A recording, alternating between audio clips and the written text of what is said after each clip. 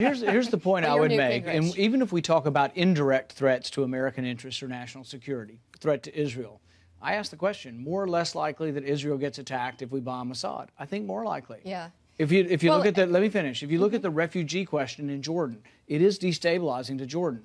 More or less likely there'll be more refugees or less refugees if we bomb Assad. I think more likely there's more. And one more, Turkey. More likely that our NATO ally gets attacked or not attacked. Well, it's all curious of these things then. are more likely. It's curious more what likely. they want us to I do think with it's it. more Why are likely they backing that, us?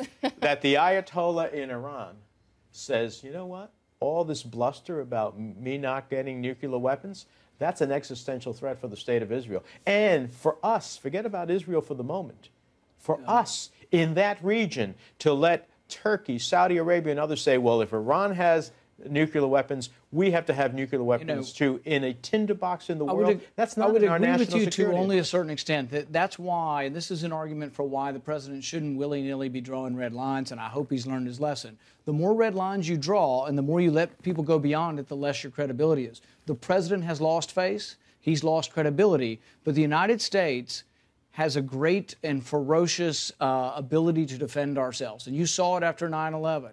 And I don't think anybody questions what will happen if we are ever attacked or our interests are attacked. So I don't think there is all of a sudden American credibility go out the window. The president's credibility is on the line, but American credibility is not. That red line was is Exactly. an international red line. It's not just that we said the use of chemical And you weapons said you were for the internationally Chemical unacceptable. Weapons Ban Treaty. The Syria So Accountability that's a red Act line. that the Senate and the Congress passed talked about this as a consequence if Syria pursued and actually used chemical weapons. And in addition to that, I think that when we talk about Iran, that is a national security concern of the United States, not only because of our ally Israel, but because of the consequences in that entire region of a nuclear-armed Iran. And so I don't think it's about the president losing face. It's about whether or not the United States has the credibility in the world to ultimately back up what it says it intends to do, and hopefully never have to pull the trigger as a result of having that seriousness approach. Let me ask you